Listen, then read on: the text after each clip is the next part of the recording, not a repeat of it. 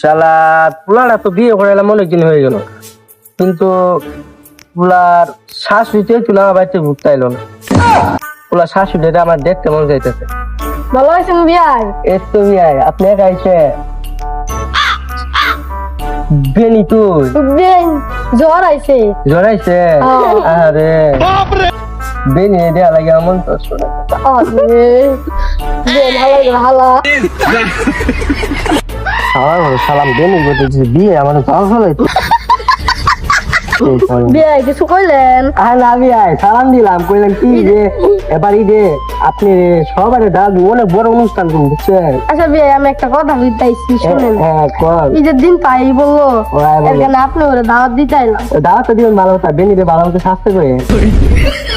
সারা বিয়ে আমার 2 দিন পর পর বিয়ে বাল ফেলাইতে জানা না, দাম পান খাই, একটা করে পানও নিয়ে আয় না।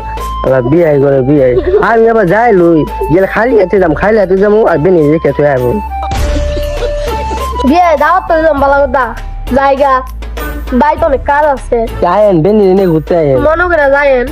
আচ্ছা যাবো নি। আচ্ছা জায়গা দিলে আচ্ছা বারাম তো যাই। যাই জায়গা যাই